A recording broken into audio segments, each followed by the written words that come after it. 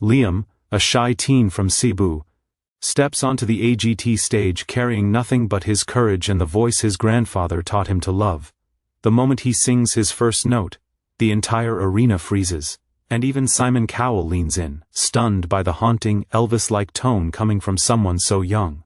What follows is a performance filled with soul, pain, and heart, a moment that feels like Elvis himself is smiling down.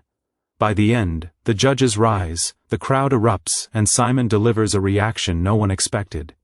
This is the story of a Filipino voice destiny couldn't hide. The sun was only beginning to rise over Cebu, casting soft orange light across the sloping rooftops of the barangay. The morning felt gentle, almost sacred, as if the universe knew that today would change something in Liam's life forever. At 16, he was small, quiet, almost invisible in a crowd. But there was something about his presence, something warm and steady, that people felt even before he opened his mouth to sing. He stood outside his small home, a house patched with old plywood and paint that had long surrendered to the island rains. In his hands he held a battered microphone, its silver coating chipped, its cord wrapped in electrical tape. To anyone else, it looked like junk, but to Liam it was treasure. It was the last gift his grandfather ever gave him before he passed away. And with that microphone came a promise that Liam made when he was only 7 years old, tears in his eyes, gripping his grandfather's hand. "Lolo, I'll sing for you. Always." His grandfather had been the biggest Elvis fan in their whole barangay. Every afternoon, when other kids played outside, Liam would sit barefoot on the cool cement floor while his grandfather played Elvis on a small radio. "Listen to the soul, not the words," Lolo would say. Elvis sings from inside the heart. Those afternoons became the foundation of Liam's childhood, just him, his grandfather, and a voice from a different world that somehow felt like home. As Liam stood outside, a faint breeze moved through the coconut trees nearby. His mother stepped out, holding a small plastic container of rice and dried fish for the trip. She looked tired. Years of waking up at dawn to sell vegetables at the market had carved soft lines around her eyes. But beneath her exhaustion was pride. She watched her son adjust the straps of his worn backpack, and felt a strange mix of fear and hope. "Ready na ka, anak?" she asked softly. Liam nodded. He didn't trust his voice. If he spoke, he might break. They walked together to the jeepney stop. The streets were slowly waking up, vendors rolling out carts, children in uniforms heading to school, neighbors sweeping their yards. But today felt different. Today the world seemed quieter, as though holding its breath for him. The airport was overwhelming. Liam had never seen anything so big, so loud, so full of unfamiliar people. He clutched the locket in his hand, a tiny metal heart with his grandfather's picture inside. When he felt nervous, he rubbed the edges with his thumb. It grounded him. During boarding, his mother squeezed his hand. "Remember what Lolo always said. Sing with your heart, not your fear." The flight to America was long, filled with moments of excitement and silent heavy anxiety. Liam spent most of the time staring out the window, watching clouds drift by like slow-moving promises. Somewhere above the Pacific Ocean he whispered, "Lolo, look at me. I'm really going." When the plane landed and they stepped into the AGT venue, the world transformed again. Massive screens, blinding lights, hundreds of people rushing around with cameras, clipboards, headsets. Liam felt tiny, like a single raindrop in a storm. But the moment he saw the stage, everything else blurred away. The stage wasn't just a platform, it was a doorway, a place where destinies shifted. A place where voices rose above impossible odds. He walked onto the stage for his pre-audition check. His steps were slow, deliberate, his palms were sweating. The microphone in his hand felt heavier than usual, almost like responsibility itself had weight. The stage lights warmed his skin. He looked out at the empty arena seats, imagining them filled. Thousands of eyes. Thousands of expectations. And in the middle, the judges' table where Simon Cowell would sit. Sharp eyes. Sharper instincts. Liam tried not to think about that. He closed his eyes and inhaled deeply. The smell of metal, dust, and freshly polished floors filled his senses. He imagined his grandfather beside him, humming an Elvis tune, tapping his foot like he always did. The image steadied Liam's heart. Then came the moment he had feared and awaited, the real audition.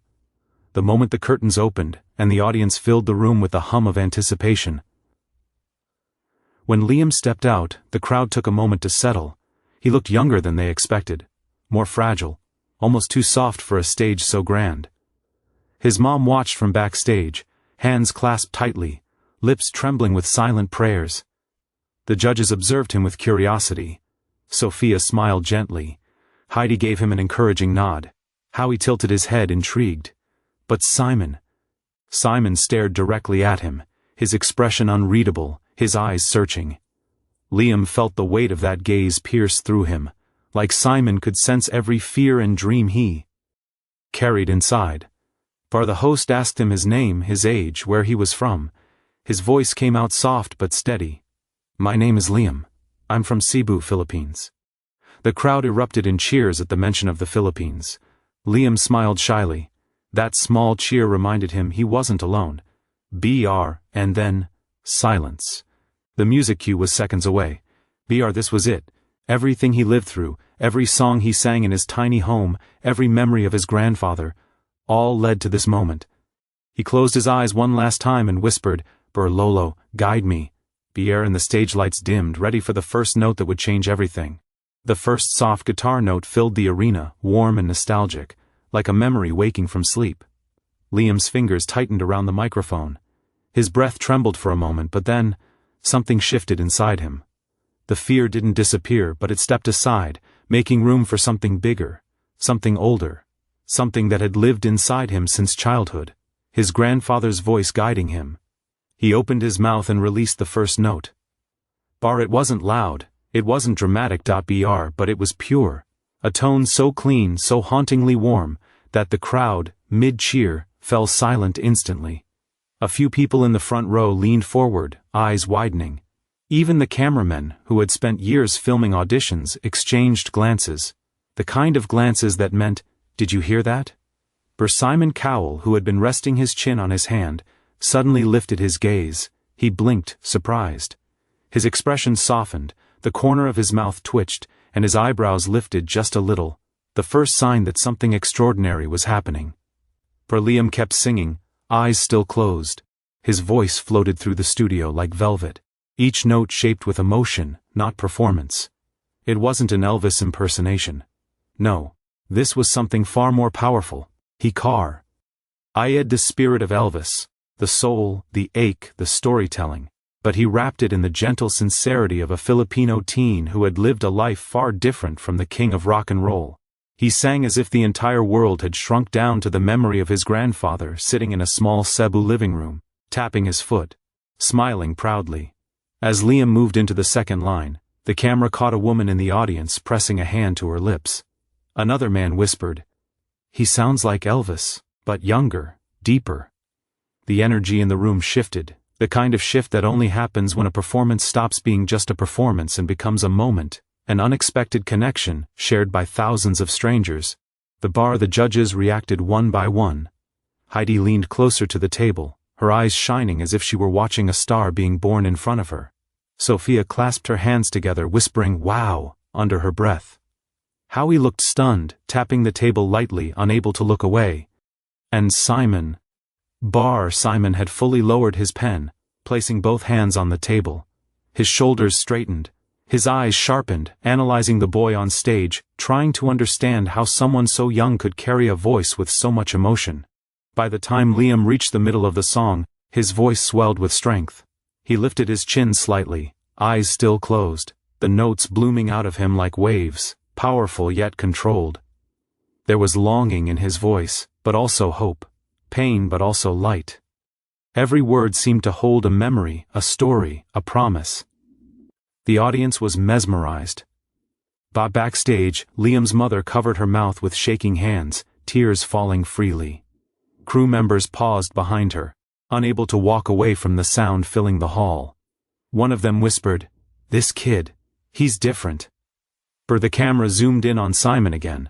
There was no smirk, no critique forming on his lie. Instead there was something rare, admiration. He exchanged a brief look with Howie, who silently nodded, impressed. Then Liam approached the emotional peak of the song. He inhaled, steady and deep, as if gathering courage from every part of his childhood. From all the nights he practiced with no one watching, from all the times he doubted himself, from all the moments he wished his grandfather was still there beside him.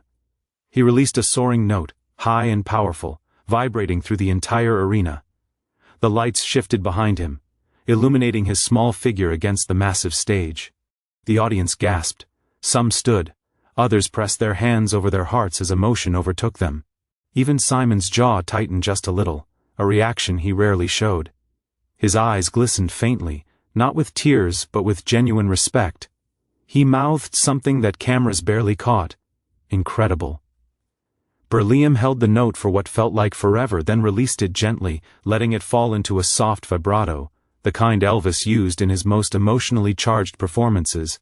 The music dipped. Silence surrounded him. He opened his eyes for the first time since he started singing, and he saw them. Thousands of people staring at him, mouths open, eyes shining. The judges frozen in awe. The crowd erupting into whispers of disbelief. And Simon Cowell, studying him with an expression that said everything without a single word. This boy is special. Liam felt something bloom inside his chest, a warmth, a spark. He could almost feel his grandfather's presence, as if Lolo was standing somewhere in the back row, smiling and tapping his foot like old times. The final verse began, softer, more fragile. Liam lowered his voice, letting the emotion take over. His lower notes were rich, flowing like honey, each one resonating through the room. He wasn't trying to impress anymore. He wasn't chasing applause. He was simply telling a story of love, loss and dreams passed down through generations. When he reached the last line of the song, he barely whispered it. The gentle ending sent chills through the entire arena. The music faded completely, leaving only his voice echoing in the silence. For 2 whole seconds, no one moved, no one breathed. Then, the audience exploded. People jumped to their feet, cheers roared. Claps thundered through the hall. Heidi stood first, then Sophia, then Howie. Finally, even Simon rose slowly from his seat, his eyes fixed on Liam, as if trying to understand how such a moment had just unfolded. And for Liam, standing there with trembling hands and a heart beating like a drum, it felt like the entire universe had stopped, just to listen to him. The applause was still echoing when Liam lowered the microphone, his hands trembling so hard he almost dropped it. The lights above him felt brighter now, warmer, as if the entire stage was embracing him. He tried to breathe, but his chest tightened, not from fear this time but from overwhelming disbelief. He had done it. He hadn't just sung. He had created a moment, one that reached everyone in the room, one that reached even the man known for being unshakable. Simon Cowell. But right now the noise of the cheering crowd felt distant, like it was happening underwater. Liam could only hear the pounding of his own heart. He blinked rapidly, trying hard not to cry, but the emotion was too strong. His grandfather's voice echoed in his memory, gentle, encouraging, full of love. And suddenly Liam felt tears pushing forward despite his best effort. Backstage, his mother was a mess, crying, laughing, shaking, thanking God over and over. Crew members surrounded her, congratulating her as she watched her son standing on the biggest stage in the world, holding himself together. Why? Everything he had. Slowly the applause settled into a soft, excited murmur. Liam looked toward the judges' table, his vision slightly blurry from tears. Sophia and Heidi were smiling wide, both of them already standing, clapping proudly. Howie gave a dramatic thumbs up. But it was Simon's reaction that everyone waited for. Simon didn't speak immediately. He didn't even move. He stood there, hands resting on the table, staring at Liam like he was trying to memorize every second of what just happened. The audience sensed it. A hush fell over the room. Not silence, but a quiet anticipation, as if everyone in the arena was leaning forward in the same heartbeat. Finally, Simon inhaled slowly, lifted the microphone to his lips, and said, in a voice softer than anyone expected, "Liam," just his name. But it carried weight, recognition, respect, and something deeper. Liam swallowed hard, unable to speak. His eyes drifted downward, but Simon immediately raised his hand as if to stop him from looking away. "No," Simon said, still in that rare soft tone. "Look at me." The audience reacted with a collective awe, touched by the unexpected tenderness. Liam lifted his head again. Simon continued, "That was one of the most beautiful auditions I've heard in years." Whispers rippled through the crowd. "You didn't come out here trying to be Elvis," Simon said, shaking his head slowly. "You came out here to honor someone. I could feel that. It wasn't just a performance, it was heart. It was soul." Liam's lips quivered, his vision blurred again. "And I'll tell you something," Simon added, leaning forward slightly. "If Elvis were alive today, he'd be proud of you." The room erupted. Cheers, gasps, applause, people standing again, some even waving small Filipino flags they had brought with them. Liam felt his legs weaken. He had to steady himself by gripping the microphone stand. Tears finally escaped, sliding down his cheeks. There was no holding back now. Sophia jumped in next, her voice overflowing with emotion. "Liam, you are magic. You didn't just sing a song, you touched every single one of us." Heidi leaned closer to her microphone. "You have this warmth, this sincerity. You made us feel something real." Howie nodded enthusiastically. "You made that song your own. You honored Elvis, you honored your family, and you honored your country. Absolutely incredible." Each compliment hit Liam's heart like a wave, one after the other. He stood there crying openly now, overwhelmed, shaking, unable to believe what he was hearing. The crowd began chanting again. "Liam! Liam! Liam!" The chant grew louder, stronger, filling the entire arena. Liam pressed a hand to his mouth, trying to contain the emotion, but it was already too late. Then, something unexpected happened. Simon straightened up, exhaled deeply, and looked toward the golden buzzer. The audience screamed. Even the other judges widened their eyes. Simon didn't move his hand yet. He simply looked at the button, then back at Liam. He seemed torn, not because he didn't want to press it, but because he was trying to absorb the moment fully before acting. "Liam," Simon said slowly, "I want you to understand something. What you did on this stage, it wasn't small. It wasn't ordinary. You created a moment that people will remember, a moment that will make people replay this audition over and over again." Liam covered his face with both hands, crying harder. "You have something very rare," Simon continued, "a gift that comes from someplace honest. And this show needs that." Then, as if the universe itself paused, Simon stepped back from the table, looked at the cheering audience, then looked at Liam again. His hand hovered over the golden buzzer. The lights above shifted, turning gold.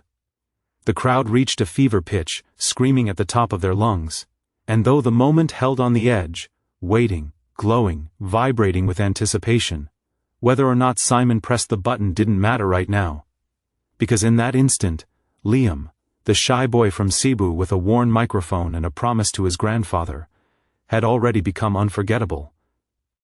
The sound faded, the lights sparkled around him, and the stage felt less like a stage and more like destiny unfolding right under his trembling feet.